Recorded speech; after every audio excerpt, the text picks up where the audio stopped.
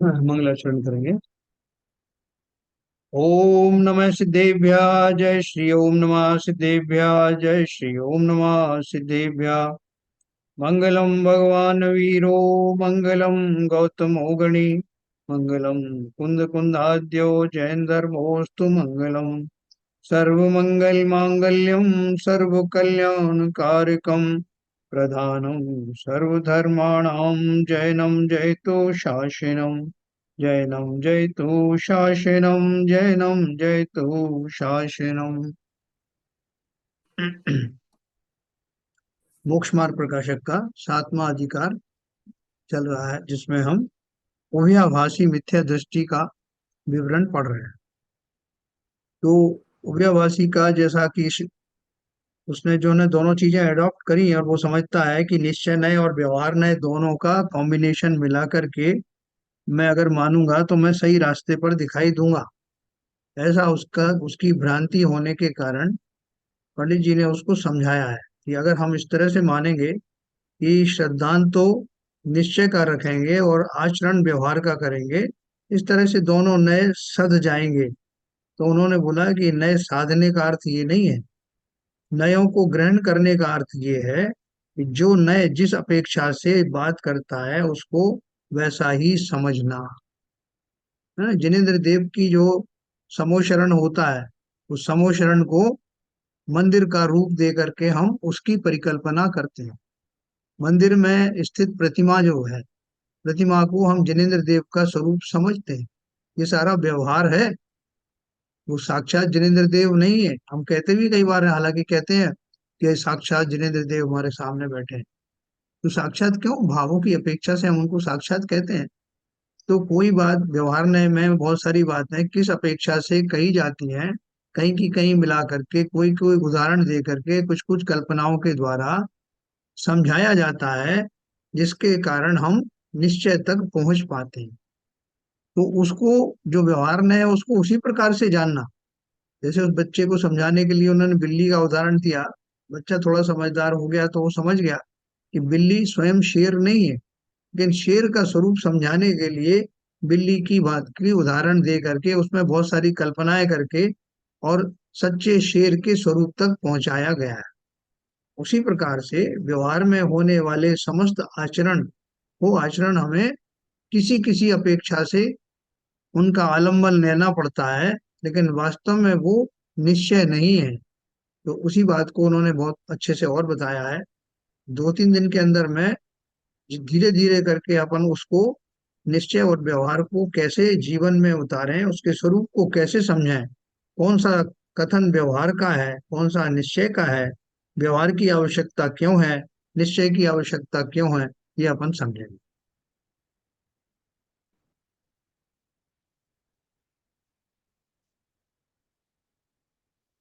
देखिए, ये अपन ने बात करी यहाँ कल जो अपन ने बात करी थी, अपन वहीं से शुरू करेंगे फिर से। व्यवहार में स्वाद्रव्य परद्रव्य को व उनके भावों को व कारण कार्यादि को किसी को किसी में मिलाकर निरूपण करता है। स्वाद्रव्य परद्रव्य व उनके भावों। अपन सीधा सीधा उदाहरण तो हमारा अपना ही है।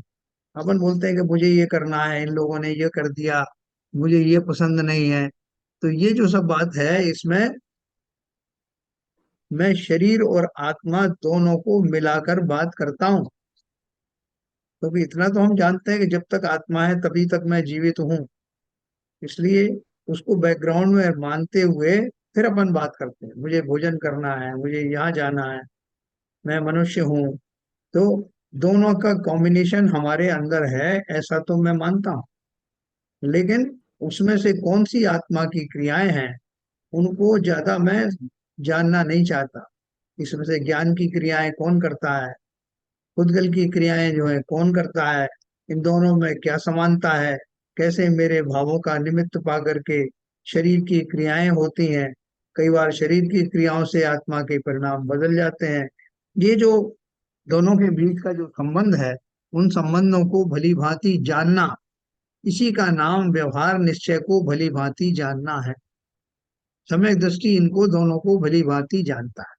ऐसा नहीं कि सम्यक दृष्टि बनने के बाद वो निश्चय में ही बना रहता है, व्यवहार में कुछ काम करता ही नहीं। सब कुछ करता है, लोग युद्ध तभी लड़ते हैं, लेकिन बहुत अच्छे आवाज से। चली गई सर आपकी। अरे यार, आज कैसे चल गया। आ रही है सर। हाँ हाँ। हाँ, हम लोगों को सुनाई दे रही है ढंग से। अभी आई, बीच में चली गई। अच्छा अच्छा, ठीक है सर। हाँ, देखो आपका भी अपना वो देखना स्टेबिलिटी इंटरनेट की। मेरी कई तो बार स्टेबल है। नहीं, अब ये बोल रहे हैं ना कि इनको तो इनका व्यवधान नहीं आया इनको बीच में। I don't. हाँ एनीवे, तो देखो, व्यवहार ने स्वाद्रव्य और परद्रव्य को व उनके भावों को व कारण कार्य आदि को किसी में मिलाकर निरूपण करता है। सो ऐसे ही श्रद्धान से मिथ्यात्व है। मतलब क्या कि ऐसे ही श्रद्धान का अर्थ क्या है, जब वो मिली जुली बातों को देखता है तो वो उसको वैसा ही मान लेता है, इसलिए ऐसा श्रद्धान करने से वो मिथ्यात्व माना जाता है। किसी ने व्यवहार नहीं की बात कही तो आप उसको ही निश्चय का समझ गए, निश्चय की बात कही तो उसको व्यवहार का समझ गए, दोनों को भेद नहीं कर पाए, तो ऐसा श्रद्धान मिथ्यात्व का कारण बनता है। इसलिए उसका त्याग करना तथा निश्चय ने उन्हीं को यथावत निरूपण करता है। मतलब व्यवहार न्याय को निश्चय न्याय की तरह उसमें श्रद्धान मत करना। निश्चय न्याय उन्हीं को यथावत निरूपण करता है, किसी को किसी में नहीं मिलाता है। सो ऐसे ही श्रद्धान से सम्यक तो होता है, इसलिए उसका श्रद्धान करना। श्रद्धान किसका करना है? निश्चय का श्रद्धान तो करना ही है। व्यवहार का श्रद्धान इस अपेक्षा से करना है कि ये वस्तु स्थिति ऐसी है नहीं, समझाने के लिए ऐसा कहा जा रहा है, ऐसा श्रद्धान का। यहाँ प्रश्न है कि यदि ऐसा है तो जिन मार्ग में दोनों नयों का ग्रहण करना कहा है, सो कैसे है? चेले ने पंडित जी से कहा कि आप बोल रहे हो कि व्यवहार नय छोड़ने योग्य है और निश्चय नय अपनाने योग्य है, तो शास्त्रों में तो लिखा है कि दोनों नयों का ग्रहण करना चाहिए। तो दोनों नयों का ग्रहण कैसे कहा? समाधान दिया, जिन मार्ग में कहीं तो निश्चय नय की मुख्यता के लिए व्याख्यान है, उसे तो सत्यार्थ ऐसे ही है ऐसा जानना। जैसे जब कहा जाए कि जीव हमेशा जीने वाला है, कभी मरता नहीं, ना ही उसका कोई किसी तरह का नुकसान होता है, तो वहां किस संदर्भ में बात की गई है? निश्चय नय का कथन है। मैं ज्ञानादि गुणों का धारी सदा काल ऐसा ही बना रहता हूँ, ये गुण मेरे से कभी अलग नहीं होते, ये निश्चय नय का कथन है। लेकिन ये कहें कि भाई साहब मैं बहुत बार मर चुका, 84 लाख योनियों में गया, कहाँ कहाँ कैसे कैसे कष्ट मैंने सहे, कभी मैं निगोद में गया और मेरा ज्ञान भी अक्षर के अनंत में विभाग तुल्य हो गया। ये किसकी बात चल रही है? ये निश्चित ही शुद्ध आत्मद्रव्य की बात नहीं चल रही। इसमें पर्याय आती है, 84 लाख योनि में रहने वाली पर्याय, मेरे घटते हुए ज्ञानादि की पर्याय, ये सारी जो पर्याय जन्य जो चीजें हैं वो सब व्यवहार में आती हैं। तो कहीं मुख्यता से कोई बात कही जाती, कहीं मुख्यता से कोई बात कही जाती कि अपन को तो ऐसा करना चाहिए भाई साहब, अपन को 3 टाइम भोजन की जगह 2 टाइम भोजन करना चाहिए। तो भोजन कौन कर रहा है? जैसा कथन आ रहा है उस कथन को समझने की योग्यता हासिल करना। भोजन कौन करता है? आत्मा तो नहीं करती। तो ये कथन किसका आ रहा है, किस अपेक्षा से आ रहा है? मेरी इस पर्याय की अपेक्षा से आ रहा है, मेरे शरीर की स्थिति के अनुसार आ रहा है। तो जिन मार्ग में कहीं तो निश्चय नय की मुख्यता लिए व्याख्यान है, उसे तो सत्यार्थ ऐसे ही है ऐसा जान। सर ऐसा है, हाँ। ये जो कथन है आपका कि हम्म। आत्मा 84 योनियों में गई, विबोध में गई, फिर क्रेंच में गई, ये तो वास्तविकता सत्य है। मतलब तो ये निश्चय में नहीं आएगा। देखो बात जाने की नहीं है, बात है नरकादि के दुख भोगने की, नरकादि के दुख भोगने की, नरकों में जाने की, 84 लाख योनियों में वह नए नए शरीर धारण करता ना। नरक में गया तो नारकी शरीर को धारण किया, निगोद में गया तो निगोदिया शरीर को धारण किया, और वहां उन शरीर को धारण करने के बाद वहां का वातावरण ऐसा ही होता है जिसके माध्यम से वैसे शरीरधारियों को उसी प्रकार का कष्ट होता, और आत्मा उसकी साक्षी होती है उस कष्ट को, क्योंकि उसकी पर्याय बुद्धि होती है, जिस पर्याय में वो जन्म लेता है उस शरीर से उसे मोह होता है, इसलिए आत्मा उसमें दुखी सुखी महसूस करती है। ये सब पर्याय का ही कथन है, व्यवहार का ही कथन है। क्यों कथन है? क्योंकि निश्चय नय की अपेक्षा आत्मा भले ही कहीं भी हो, किसी भी रूप में हो, किसी भी पर्याय में क्यों ना हो, उसके प्रसिद्ध ज्ञान आदि गुण, उसके प्रसिद्ध सुख आदि गुण सदा ही उसके साथ रहते हैं। और अगर वो स्वभाव में है तो स्वभाव में किसी तरह का वो दुख आदि भी महसूस नहीं करेगा। जब निश्चय रहने की बात होती तो शुद्ध आत्मा की बात हो, स्वभाव में रहने जी वाली आत्मा की बात। सही। तो आगे देखो, जिन मार्ग में कहीं तो निश्चय न की मुख्यता लिए व्याख्यान है, उसे तो सत्यार्थ ऐसे ही है ऐसा जान, तथा कहीं व्यवहार न की मुख्यता लिए व्याख्यान है, उसे ऐसे है नहीं, निमित्त आदि की अपेक्षा उपचार किया है ऐसा जान। है ना, अपने दोनों की बात जब चलती है, सम्यक दृष्टि भी इस तरह की बात करता ना, हमेशा तो यही कहेगा नहीं कि आत्मा तो भोजन करती नहीं साहब, मैं तो आत्मा हूँ। अभी इस गृहस्थी में रह रहा है, सब तरह की बातचीत कर रहा है, संसार में रह रहा है, तो व्यवहार की भाषा भी तो भूलेगा। तो जैसे ही उसने कहा, मान लो कि मुझे अभी यहाँ जाना है, मुझे अभी ये काम है, मुझे अभी भोजन करना है, तो अपन उसका गला थोड़ी पकड़ लेंगे, तुम तो सम्यक दृष्टि हो ना, तुम ऐसा क्यों बोल रहे हो, यहाँ जाना तो क्या कहे। तो जान नयों का ग्रहण, जैसे पंडित जी आगे ही बताने वाले हैं कि नयों का ग्रहण का अर्थ ये है कि जो नय जिस प्रकार की बात बताता है उसको भली भांति जानना, पहचान कर। तथा कहीं व्यवहार ने की मुख्यता लिए व्याख्यान है, उसे ऐसे है नहीं, निमित्त आदि की अपेक्षा उपचार किया है ऐसा जानना। इस प्रकार जानने का नाम ही दोनों नयों का ग्रहण है ना। जो उभयवासी है वो ग्रहण करने की बात कैसे सोच रहा है कि साहब मैं अंतरंग में तो निश्चय को का श्रद्धान करता हूँ और बाहर से व्रत संयम आदि करता हूँ, तो दोनों का ग्रहण हो गया। तो उसको वो समझा रहे हैं कि ग्रहण का अर्थ ये है कि दोनों नयों की क्या क्या अपेक्षाएं होती हैं, दोनों नयों से क्या क्या बात की जाती है, उनमें कौन सी नए का श्रद्धान कैसे करना है, किस तरह से करना है, और फाइनली निश्चय का श्रद्धान कैसे करना है, ऐसा जिसको भली भांति ज्ञात हो गया, उसी को दोनों नयों का ग्रहण हुआ। तथा दोनों नयों के व्याख्यान को समान सत्यार्थ जानकर ऐसे भी है ऐसे भी है, इस प्रकार भ्रम रूप प्रवर्तन से तो दोनों नयों का ग्रहण करना नहीं कहा। साहब नहीं, ये आप भी ठीक कह रहे हो साहब, वो हम भी ठीक कह रहे हैं, हम निश्चय से कह रहे हैं, आप व्यवहार से कह रहे हो, तो दोनों ही ठीक है।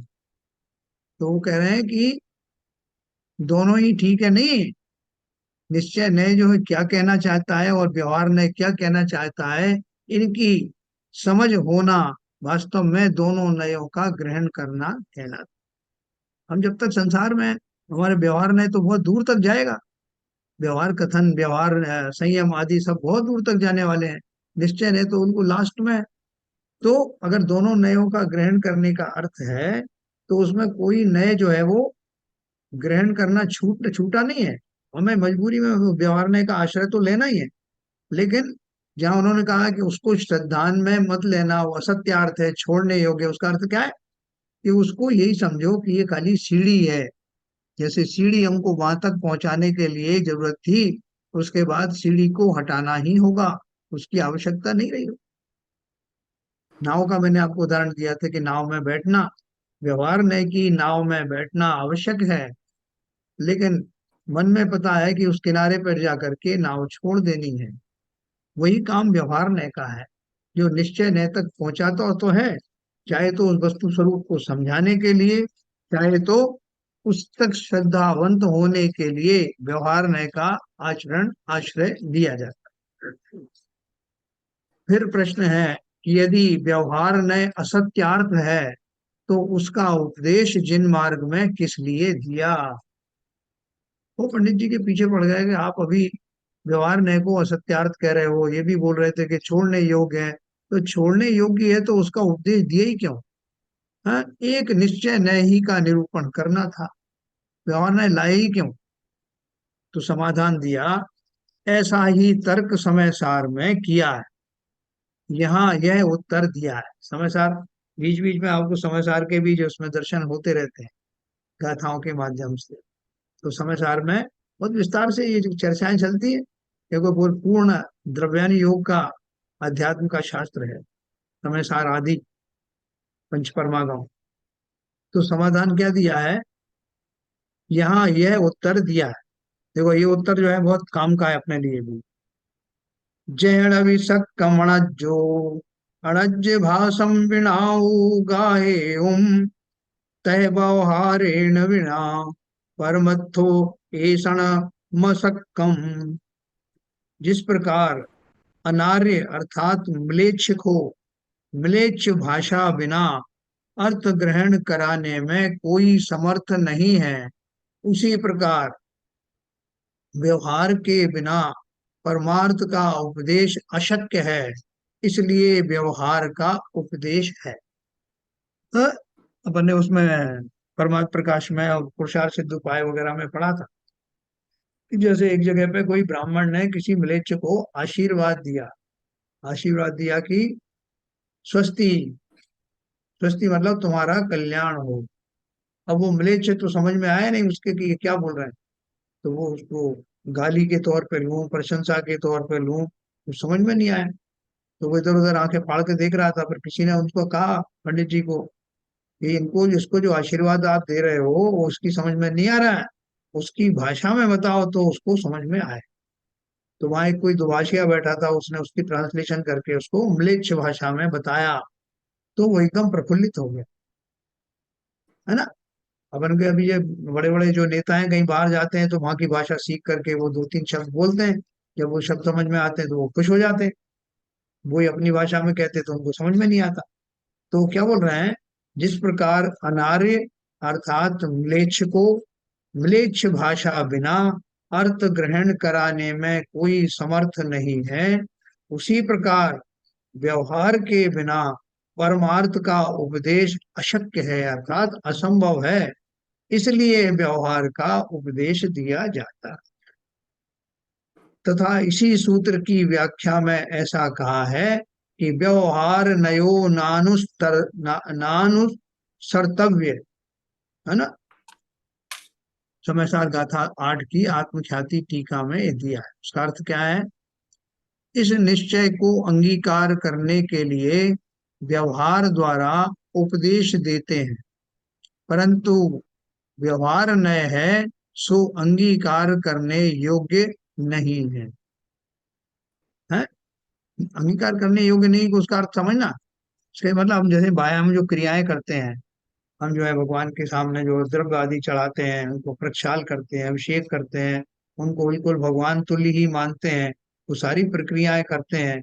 यहाँ तक कि हम उनको उनमें एक अ, जीवंत आदमी का जो है उसमें वास मान करके उनको बोलते हैं कि साहब भगवान इतनी देर से पानी में बैठे हुए हैं और तुमको समझ नहीं आ रही है, इनको जल्दी से कपड़े पहनाओ, पहुंचाओ, पोंछा लगाओ, इनको मतलब प्रक्षाल करो।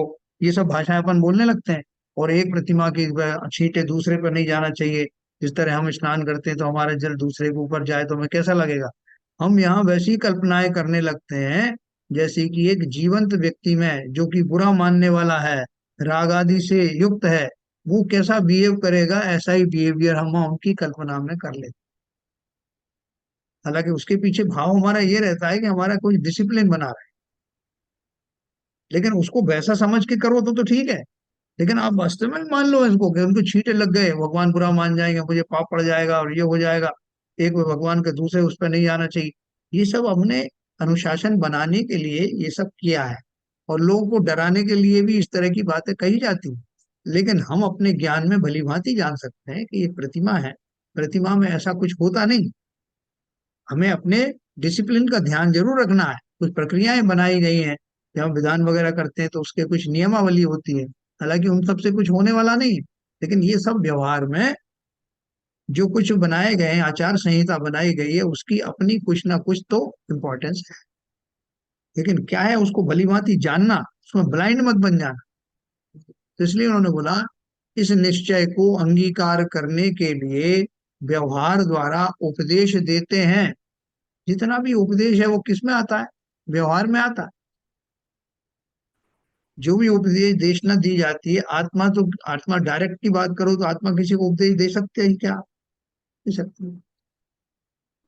उपदेश जब भी दिया जाता है, देशना जब भी होती है, किसी ना किसी पौद्गलिक यंत्र के द्वारा ही होती है। किसी पर्याय में कोई साधु व्यक्ति है, कोई जिनेन्द्र देव है, उनकी वाणी, शरीर होते हैं ना, तो शरीर के साथ में होने वाला उनका तंत्र योग आदि जो होते हैं, उनके माध्यम से वो देशना दी जाती है। तो वो सब उपदेश देना, उपदेश ग्रहण करना, ये सब व्यवहार ही है।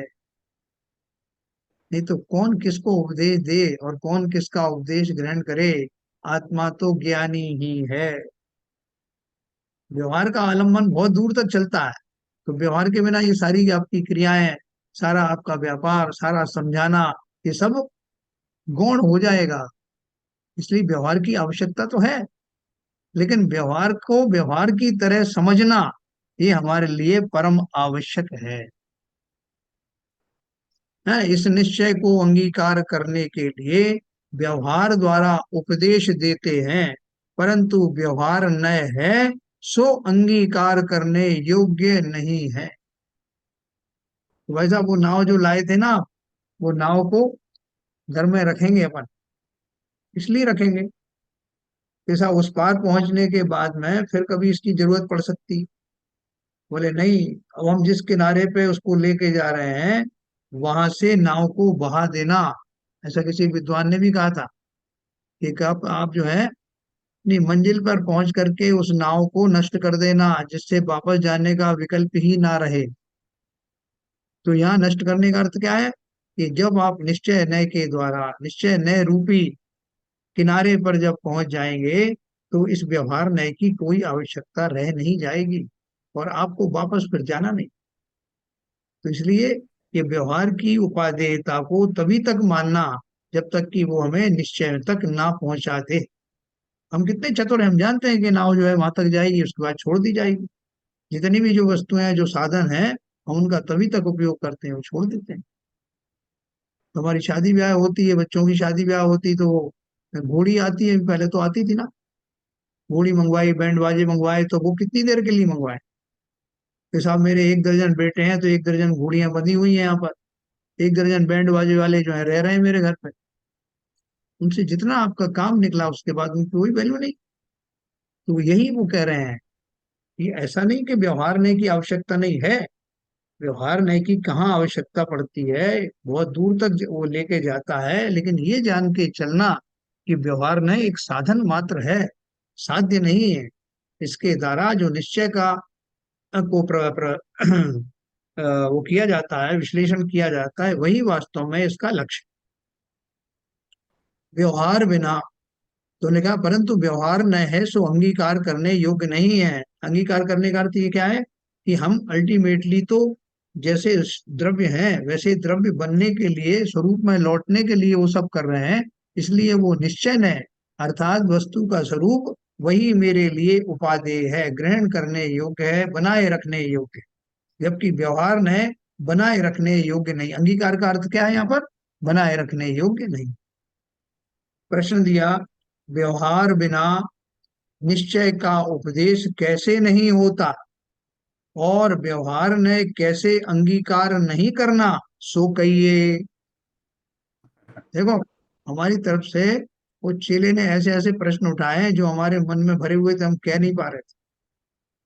कई बार हमको कहने समझ में भी नहीं आ रहा था हम क्या कहें। उन्होंने हमारी परेशानी दूर कर दी। उन्होंने क्या बोला? कि आपने बोला कि व्यवहार के बिना निश्चय का उपदेश कैसे नहीं होता, तो कैसे नहीं होता? और दूसरा, व्यवहार ने कैसे अंगीकार नहीं करना, सो कहिए। तो क्या बोला समाधान है? निश्चय से तो आत्मा पर द्रव्यों से भिन्न, स्वभाव से अभिन्न, स्वयं सिद्ध वस्तु है। उसे जो नहीं पहचानते उनसे इसी प्रकार कहते रहें, तब तो वे समझ नहीं पाए। देखो, अपन तो ये बात अपन भी कितने शास्त्रों में पढ़ रहे हैं, सुन रहे हैं, और हमसे कोई यही बात कह रहे हैं, हम सुधरे क्या आज तक?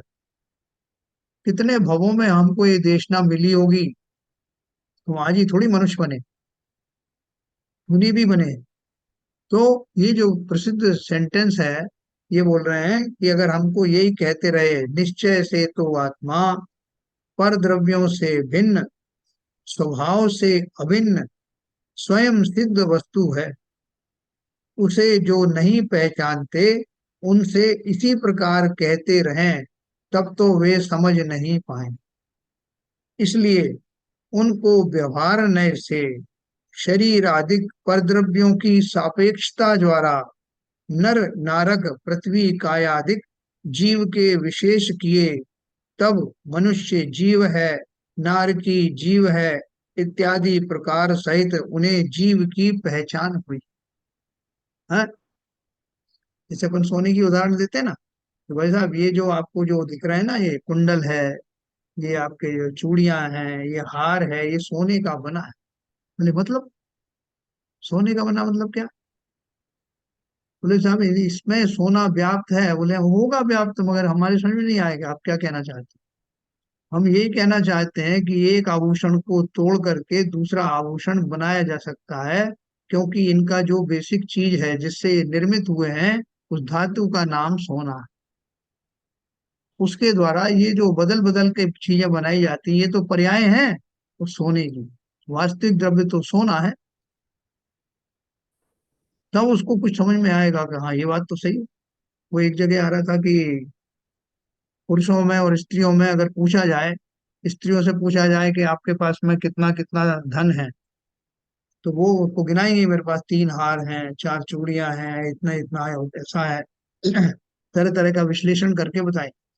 लेकिन अगर वो किसी पुरुष से पूछोगे कि साहब आपके पास कितना धन धान्य है, तो वो सोना बताएंगे कि मेरे पास आपको वही 100 ग्राम सोना होगा, जबकि है वो उसी रूप में ही।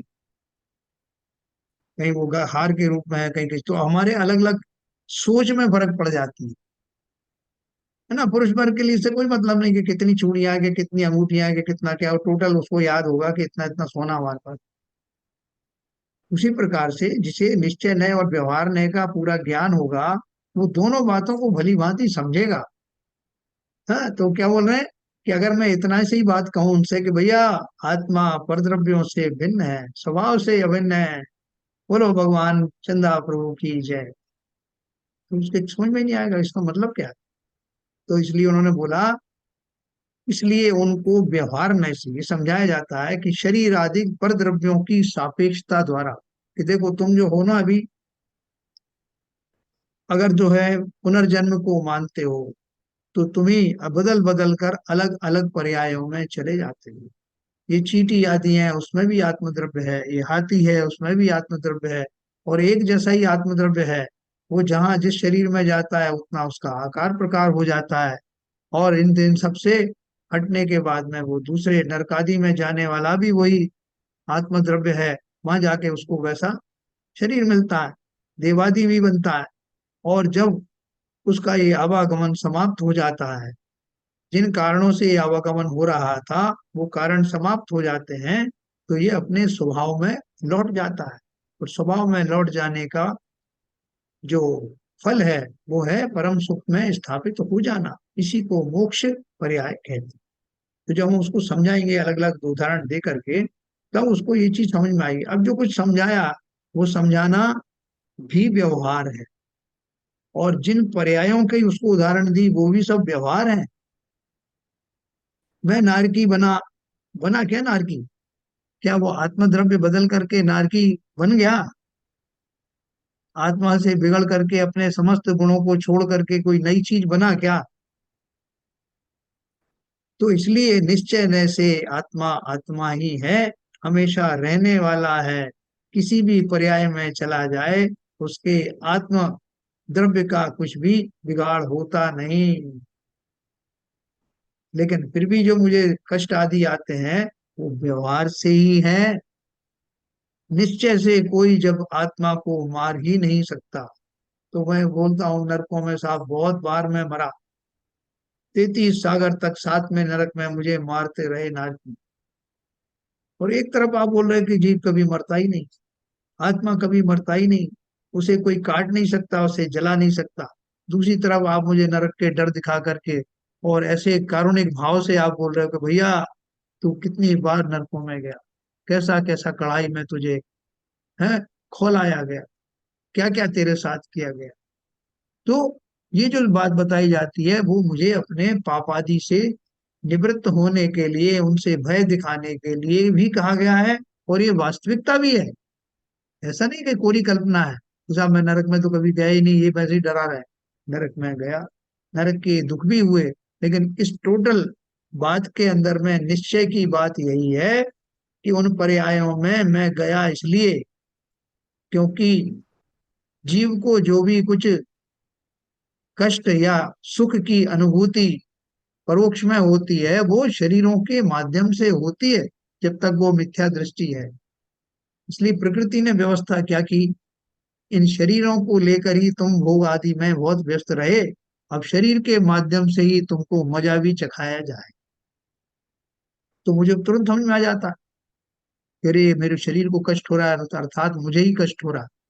जिन भावों से मैंने भोगों को भोगते हुए अपने आप को सुखी माना था, उन्हीं भावों के द्वारा उन्हीं शरीर के को कष्ट दे करके मुझे ये जतलाया जाता है कि इसी तरह से तुमको कष्ट भी दिया जाए। लेकिन जो जीव सम्यक दृष्टि हो जाते हैं वो जानते हैं कि जिन परिस्थितियों में मुझे दुख आदि मिलता है उनमें भी आत्मा तो निरपेक्ष ही रहता है, उसको कोई कष्ट वास्तव में नहीं होता। अपने अज्ञान के कारण वो ऐसा मानता है, लेकिन आत्मद्रव्य का कभी कुछ भी नुकसान होता नहीं। ऐसा इस दशा तक का चिंतन जिस प्रकार से हो जाए उस दशा की प्राप्ति ही निश्चय नय है। ये मान्यता मेरे मन में आ जाए कि वास्तव में मैं आत्मद्रव्य हूँ, ये सारी उठापटक के बावजूद भी मेरा कुछ बिगड़ा नहीं, आगे भी बिगड़ेगा नहीं। लेकिन इसके जिस खोल के अंदर ये रहता है उस खोल से अगर मेरी आसक्ति रही, उसी को मैंने अपना स्वरूप समझा, तो संसार में मेरी उठापटक जारी रहेगी। ऐसा श्रद्धान के लेवल पर आना चाहिए, जानकारी के लेवल पर नहीं। जानकार तो हम सब हैं, बहुत अच्छी तरह से अपन भी भाषण दे सकते हैं, लेकिन जो भाव भाषण स्वयं को होना है वो बहुत बिरले लोगों को होता है। तो देखो क्या कहा उन्होंने, निश्चय न से तो आत्मा परद्रव्यों से भिन्न स्वभाव से अभिन्न स्वयं सिद्ध वस्तु है, उसे जो नहीं पहचानते उनसे इसी प्रकार कहते रहें तब तो वे समझ नहीं पाए। इसलिए उनको व्यवहार न से शरीर आदि परद्रव्यों की सापेक्षता द्वारा, मतलब शरीर है वो मर जाता है, तुम्हारा हमेशा बने रहते हो, ये सब बताते ना, पर्याय बताते हैं। नर नारक पृथ्वी कायादिक रूप जीव के विशेष किए, तब मनुष्य भी एक जीव है, नार की एक जीव है, इत्यादि प्रकार से रहित सहित उन्हें जीव की पहचान कराई जाती।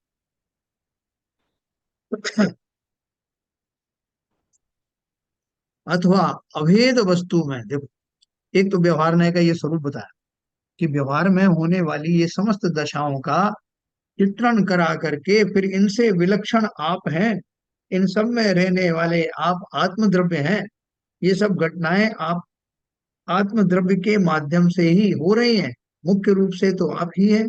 आसपास के जो शरीर आदि का निर्माण हो रहा है वो किंचित कर्म आदि सिद्धांत के कारण हो रहा है। एक तो बात ऐसे समझाने के लिए व्यवहार ने का आलम्बन लिया।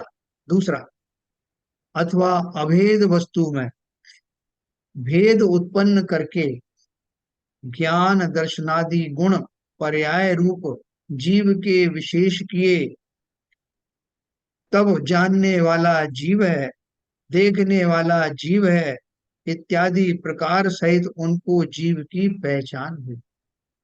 पहले तो इनको अलग अलग किया, जो शरीर आदि हैं, पर्याय है और आत्मद्रव्य है, उनको अलग अलग करके बताया।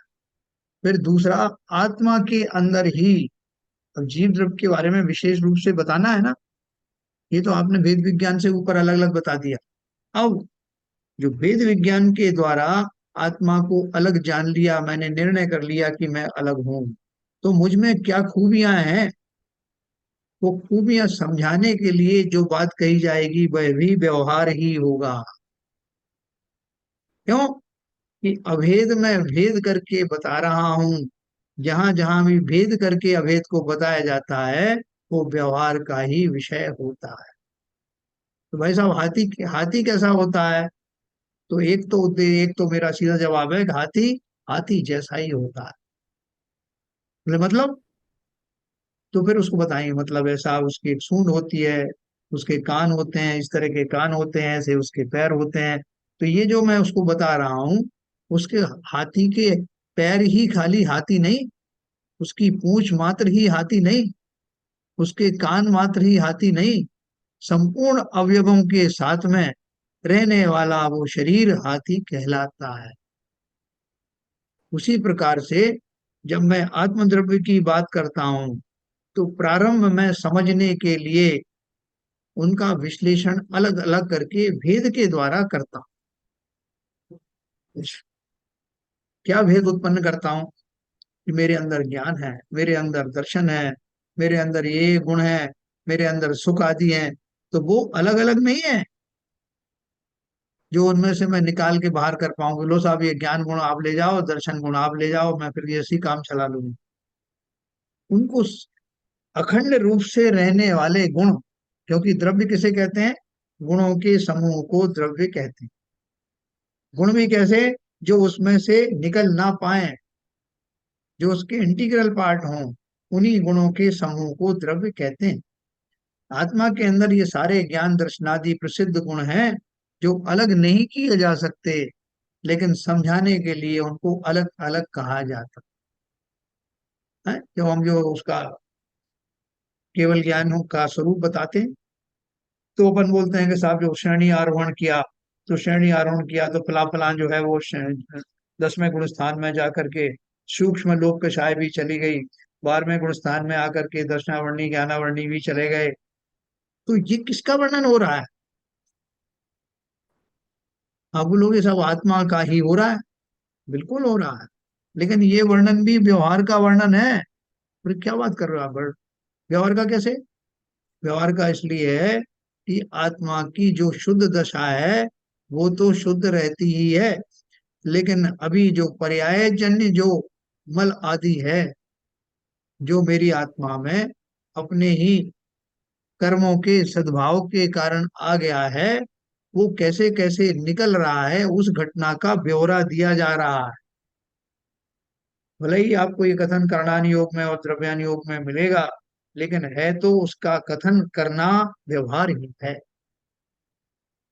तो क्या बताया उसके माध्यम से कि भैया, ये जो जो मेरे कर्मों का जो चक्र था, मैं जो पुद्गल की बात भी कर रहा हूँ, कर्म द्रव्य पुद्गल है, आत्मा की अशुद्ध दशा की बात कर रहा हूँ, उन सब की बात करते करते मैं क्या क्या कहना चाहता हूँ कि जब इन सब मल का निवारण हो जाता है, तब आत्मा अपने स्वभाव रूप में प्रकट होती है।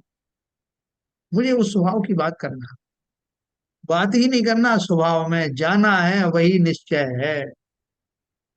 जब तक मैं बात करूंगा तब तक भी व्यवहार है, इसलिए महाव्रतों आदि को भी व्यवहार ही कहा। संयम आदि भी जो है वो व्यवहार है। ये बात अलग है कि उनके द्वारा निश्चय का जो है साधना की जाती है, इसलिए उपचार से उसको भी निश्चय धर्म कहा जाता है, लेकिन निश्चय तो एक ही है। स्वद्रव्य में, अपने अपने द्रव्य में, आत्मद्रव्य की बात क्यों कहूं, अपने अपने द्रव्य में अपने स्वरूप में स्थापित हो जाना, वही निश्चय धर्म है। तो तथा निश्चय से, अब देखो, इत्यादि प्रकार सहित उनको जीव की पहचान हुई। तथा निश्चय से वीतराग भाव मोक्ष मार्ग है, उसे जो नहीं पहचानते उनको ऐसे ही कहते रहें तो वे समझ नहीं पाए। अपन भी कहाँ समझ पा रहे। तो भाई साहब, निश्चय से वीतराग भाव ही मोक्ष मार्ग, जैसे मैंने अभी आपको कहने की कोशिश की है, तो उसे जो नहीं पहचानते उनको ऐसे ही कहते रहेंगे भैया वीतराग भाव मोक्ष मार्ग। अरे यार, तुम 4 दिन से ये बात कर रहे हो वीतराग भाव मोक्ष मार्ग, सर ना तो तुम समझा पा रहे हो कि क्या वीतराग भाव, ना हमारे समझ में आ रहा है। तो बोल रहे हैं कि कोई समझ नहीं सकता जब तक इतना ही चलेगा। तब उनको व्यवहार नय से तत्व श्रद्धान ज्ञान पूर्वक परद्रव्य के निमित्त मिटने की सापेक्षता द्वारा व्रत शील संयम आदि रूप वीतराग भाव के विशेष बतलाए। तब उन्हें वीतराग भाव की पहचान हुई। कैसे बताए? व्यवहार नय से तत्व श्रद्धान ज्ञान पूर्वक पर द्रव्य के निमित्त मिटने की सापेक्षता द्वारा। पर द्रव्य कौन से हैं? बाकी के परद्रव्यों से हमें कोई ज्यादा दिक्कत नहीं, हमें दिक्कत मुख्य रूप से उद्गल द्रव्य से है। बाकी धर्म अधर्म आकाश काल आदि जो है वो हमारे लिए कोई बाधा देते नहीं, लेकिन पुद्गलों से बने हुए शरीर में, पुद्गल से बनी हुई जड़ वस्तुओं में हमारी जो आकांक्षाएं अभिलाषाएं राग आदि जुड़े रहते हैं, उसके वजह से हमको बहुत प्रॉब्लम है।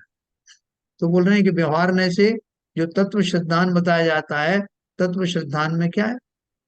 जो 7 तत्व बताए, जीव अजीव आश्रव आश्रव बंध संवर निर्जरा मोक्ष, इनके द्वारा जीव की विभिन्न स्थितियों से जीव का परिचय कराया जाता है। ज्ञान पूर्वक पर द्रव्य के निमित्त मिटने की सापेक्षता द्वारा धीरे धीरे मेरे पाप और पुण्य मुझसे अलग होते जाएंगे। पर द्रव्य है ना? व्रत संयम शील आदि पालन करने में मैं किसी तरह के पुण्य आदि की भी आकांक्षा नहीं करता। तो बताया पाप और हिंसा और अहिंसादि अध्यवसाय यानी दोनों ही पाप हैं। इस दशा में पहुंचने के बाद मेरे लिए जैसे पाप हैं वैसे ही पुण्य भी हैं, क्योंकि दोनों की आवश्यकता मुझे नहीं। शील संयम आदि का पालन इसलिए करता हूं जिससे कि धीरे धीरे करके मेरा श्रद्धान पर द्रव्यों पर से हटता चला जाए, वेद विज्ञान की प्राप्ति हो, आत्मा का दर्शन परोक्ष में होने लगे, पर द्रव्यों की निरर्थकता भासने लगे और संसार के सारे भोग निरर्थक दिखाई देने लगे। इसके लिए व्रतशील संयम आदि पालन करने का उपदेश दिया जाता है। वो स्वयं निश्चय धर्म नहीं, लेकिन वो व्यवहार आवश्यक है। उसको ये मत समझना कि वो व्रत नियम संयम पालना जो है वो व्यवहार में हो गया और आत्मद्रव्य पालन करना निश्चय में हो गया, और दोनों को अलग अलग पालन किया जा सकता है, ऐसा मत समझना। निश्चय तक पहुंचने के लिए उपदेश आदि के द्वारा या ये नियम संयम आदि पालन करने के द्वारा उपयुक्त प्रकार का वातावरण बनाया जाता है, जिस पूर्वक मुझे भेद विज्ञान करने में बहुत सफलता मिलती है। इंद्रिय के भोगों से दूर होने के पश्चात ही रागादि कषायों का अंत होना प्रारंभ होता, क्योंकि ये मेरे खोटे भावों की वजह से ही तो ये सब उत्पात हुए थे। उनको दूर करना है। दूर किस लिए करना है? जिससे मेरी समझ वैसी हो कि मैं वेद विज्ञान पूर्वक निज को जान पाऊं, उसके लिए सारा उपाय। भोजन आदि मैं क्यों करता हूँ? वैसा भोजन अच्छा लगता है इसलिए करते हैं। अच्छा क्यों लगता? बोले इसकी वजह से मेरा शरीर बना रहता है, पुष्ट रहता है, मैं बलवान रहता हूँ, मैं इनसे और कार्य कर सकता हूँ। बोले अगर तुमको ये सब भोजन दिए बिना ही अगर ये सारे कार्य करवा लिए जाएं, तुम्हारे अंदर स्फूर्ति बनी रहे, तुम्हें और कोई कहीं ना सोने की जरूरत पड़े, ना भोजन ग्रहण करने की जरूरत पड़े, ना पकाने की जरूरत पड़े, तो अरे फिर क्यों करेंगे साहब? फिर क्यों मैं भोजन का विकल्प करूंगा? क्यों चक्कर में पड़ूंगा? तो बोले तुम्हें देवों की गति दे दी जाए तो बोले देवों की गति तो अच्छा है साहब, वहां कुछ खाना पीना बनाने की जरूरत नहीं होती है, लेकिन फिर आप ऐसा करना कि हमेशा के लिए दे देना आप परमानेंट, बीच बीच में ये नहीं कि आप इतने दिन बाद आप घर से निकाल दो वहां से, तब जाओ संसार नीचे चले जाओ। तो वास्तव में हमारी ये सारी अभिलाषाएं किसी अपेक्षा के लिए हैं। हम कोई भी कार्य निरर्थक नहीं करते, हम इनको निरर्थक, उनको सार्थक इसलिए समझते हैं कि हम सोचते हैं कि इससे ही मैं जीवंत हूँ, ये मुझे सुख प्रदान करते हैं। जब वो सारे सुख की खोटी अभिलाषाएं मैं जान जाऊंगा कि इन अभिलाषाओं में, इन कार्यों में कोई सार नहीं, तो क्यों नहीं छोड़ दूंगा।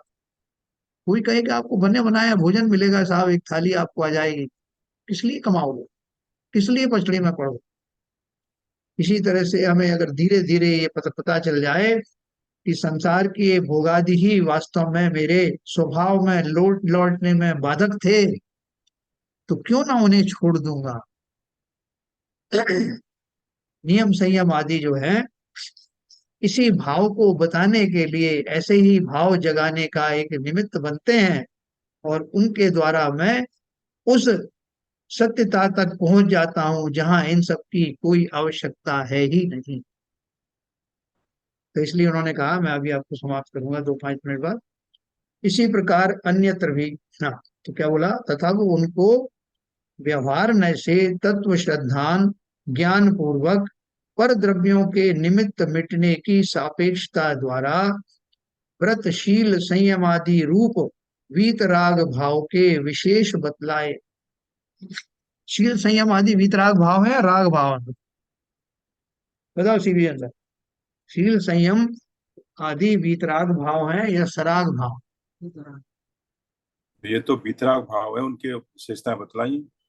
हाँ, तो अगर वीतराग भाव है तो ऊपर क्यों कहा कि व्रतशील संयम आदि ये तो व्यवहार है?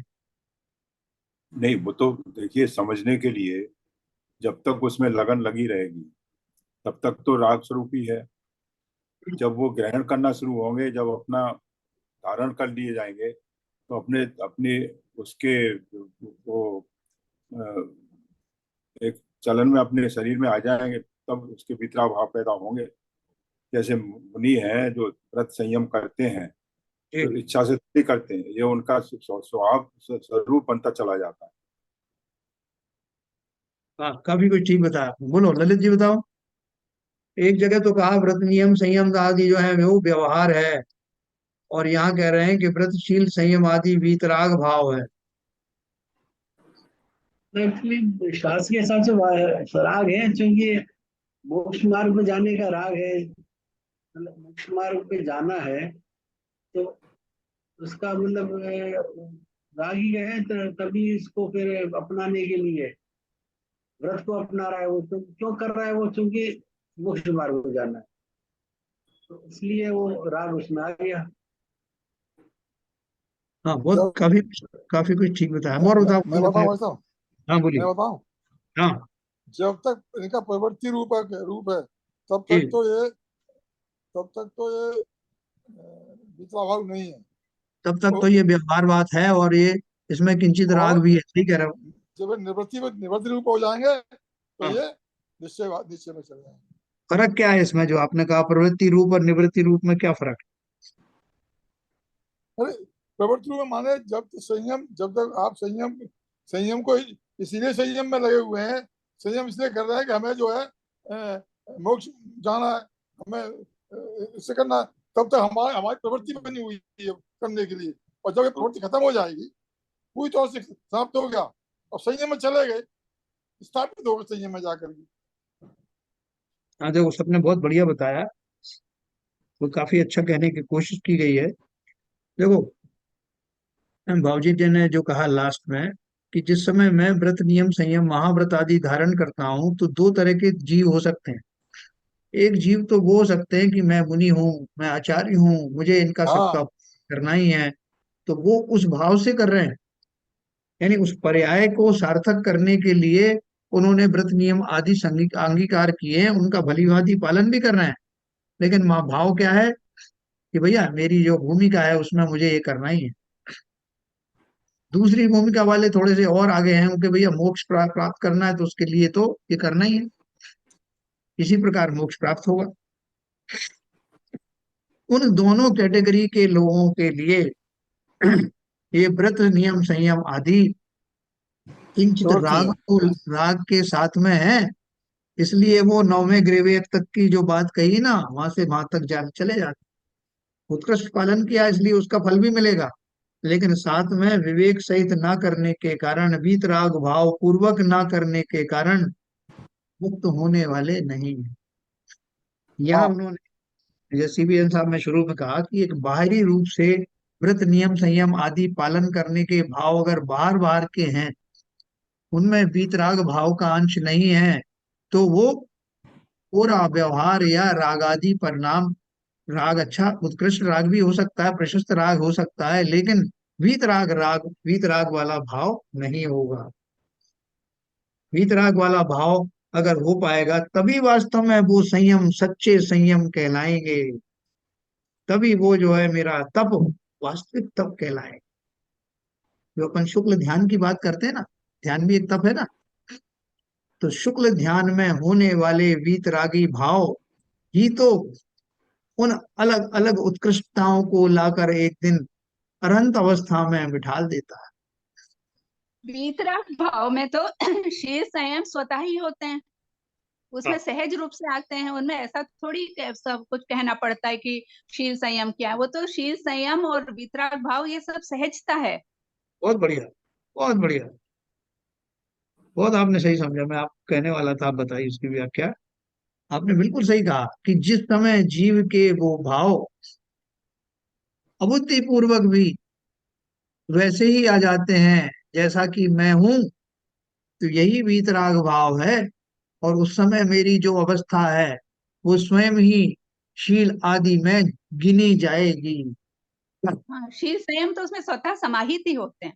समाहित होता है, इसलिए उसको होता है निवृत्ति रूप। यही कहा कि मेरी जी। दशा ही वैसी हो गई, मुझे किसी तरह का कर्तापना कि मैं ये कर रहा हूँ, मैं व्रत कर रहा हूँ, नियम कर रहा हूँ, सही ऐसा नहीं। उनके द्वारा प्राप्त होने वाला जो अंतिम सोपान है, उस तक वो वीतराग भाव पहुंच गए, वीतराग भाव ही शील हो गया, शील ही वीतराग भाव हो जी। गया। बहुत सही हाँ, आपने। हाँ बोलिए। मैं एक और ऐड करना चाहता हूँ। जब मेरे संस्कार भी बन जाते हैं, जो मैं जब तप संयम से आगे चलता हूँ, तो जी उनसे मेरे संस्कारों का निर्माण होता है, तब निवृत्ति रूप भाव होते हैं शायद। बिल्कुल सही है, बिल्कुल सही बात है, वो प्रारंभ में ऐसा ही होता है। बिल्कुल सही वीतराग कह रहे हैं भाई साहब, आप बिल्कुल सही हाँ, कह रहे हैं। है ना। आप ये इंसान बिल्कुल सही कहा। धारण करते मैं करता हूँ, जैसे कोई काम करता हूँ मैं और कोई काम होता है, तो जब निवृत्ति रूप हो जाते हैं तो काम होने लगते हैं, अपने आप ही स्वतः ही होने लगते हैं। बहुत बढ़िया, हाँ बहुत बढ़िया। देखो बिल्कुल सब जब लोग उसी करने के के। रूप में करते हैं तब तो निवृत्ति है, प्रवृत्ति है। जब करने के रूप में करते हैं तो प्रवृत्ति है, और अपने आप ही संस्कार पड़ जाते हैं तो वो हाँ, वो कहलाते हैं निवृत्ति। हाँ, ऐसे भी। बहुत बढ़िया, बहुत बढ़िया, सब लोगों ने बहुत बहुत अच्छे सही से कहा भाई समझे। साहब, हाँ, आप ये इंसान बहुत सही कहा। तो देखिए ऐसा है, ये जो RBN साहब ने जो कहा है कि ये वीतराग भाव लाने की जो प्रक्रिया है, वो 12वें गुण स्थान वाली जो दशा है वो तो बाद में होगी, लेकिन अभी फिलहाल हमारी इस भूमिका में भी जो हम सामायिक आदि करते हैं, करने की चेष्टा करते हैं, इनके द्वारा निरंतर हम रागों में जो कमी करते जाएंगे वो वीतरागता की ओर ही तो बढ़ेगा। हम संपूर्ण वीतरागी तो नहीं हो पाएंगे, लेकिन रागों में निरंतर होने वाली कमी हमें एक दिन वीतरागी बना देगा। वो जो संस्कार है, पिछला संस्कार, जैसे कोई चीज का आपने अभ्यास पहले किया है, फिर उसका दूसरी बार बैठोगे तो वो अच्छे से हो जाएगा, फिर अगली बार वो और उससे अच्छा होगा।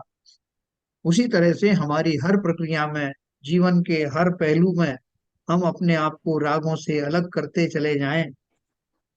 मुझे रागों से अलग करने में किसी और का सहारा लेने की जरूरत नहीं कि साहब मेरे घर का वातावरण अच्छा नहीं है, मुझे फलाने ने सहयोग नहीं किया, ढिमके ने नहीं किया, मुझे मेरा बॉस ऐसा मिला, मुझे मेरी पत्नी ऐसी मिली।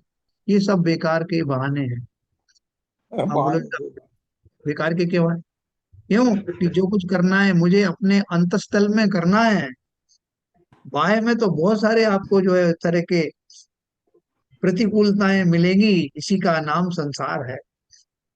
भाई साहब उनको गाड़ी कैसे, चलाने का, भाई साहब गाड़ी गाड़ी चलाने का जो जो प्रक्रिया है उसको हम ले सकते हैं। शुरू शुरू में तो हम चलाने में गियर फिर बदलने का सब ध्यान रखते हैं, बाद में ऑटोमेटिक चलता है। ये कह सकते हैं क्या? बिल्कुल कह सकते हैं, सब में कह सकते हैं, बिल्कुल। ये धीरे धीरे हमको जो है करने के बाद में हम उसके आदी हो जाएंगे। कि हम जब बैठते ही बहुत सारे जो ध्यान लगाते हैं ना, ये जाप करने बैठते हैं तो बहुत सारे लोग तो ऐसे हैं कि उनको जाप लगाने में बहुत टाइम लगता है, उनको इधर उधर के भाव आएंगे, काफी देर तक इधर उधर की बातें चलती रहेंगी। लेकिन जो सिद्धस्त हो जाते हैं, उन्होंने माला थामी या हाथों से किया, जैसे भी किया, तुरंत बैठते ही उनका ध्यान स्थिर होने लगता है, अभ्यास के द्वारा। सही तो बात। ये अभ्यास हमको निरंतर करना है। जो हमारे जो कोलाहल बीच बीच में आ जाता है, लोगों की बातों से हम दुखी सुखी होने लगते हैं, इसका अभ्यास करना। प्रत्येक जीव संसार में अपने अपने कर्मों से सुखी दुखी होता है। हम लाख चाहें कि हमारा बेटा, हमारी बेटी, हमारे स्वजन मैं मेरे द्वारा सुखी हो जाए, तो ऐसा कभी होता नहीं। मैं उपाय तो कर सकता हूँ, उपाय करने का भाव कर सकता हूँ, लेकिन होगा वही जो उसको भुगतान होना है। तो ऐसा मान करके बहुत सुखी दुखी होने की आवश्यकता नहीं। हर व्यक्ति को अपने अपने किए का फल मिलता है, कोई उसमें को रोक नहीं सकता। तो देखो हमने यहाँ तक ही पढ़ा कि तत्व ज्ञान श्रद्धान ज्ञान पूर्वक परद्रव्य के निमित्त मिटने की सापेक्षता द्वारा व्रतशील संयमादि रूप वीतराग भाव के विशेष बतलाए, तब उन्हें वीतराग भाव की पहचान हुई। इसी प्रकार अन्यत्र भी व्यवहार बिना निश्चय के उपदेश का न होना जानना। अब ये टॉपिक अपन और आगे पढ़ेंगे, जिससे हम पूरा क्लैरिफिकेशन हमारे अंदर में आ जाए। आज सबने बहुत अच्छा बताया, बहुत अच्छी कोशिश की, और मुझे विश्वास है कि ये जब पूरा चैप्टर खत्म होगा तो हम लोग काफी कुछ स्थिरता के साथ इसको जान पाएंगे। समय हो गया, जिनवाणी स्तुति करें।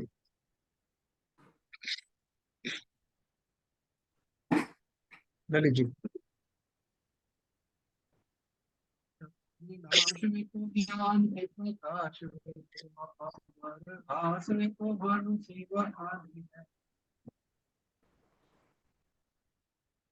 आवाज नहीं आ रही। आवाज नहीं आ रही, माइक थोड़ा सामने करिए।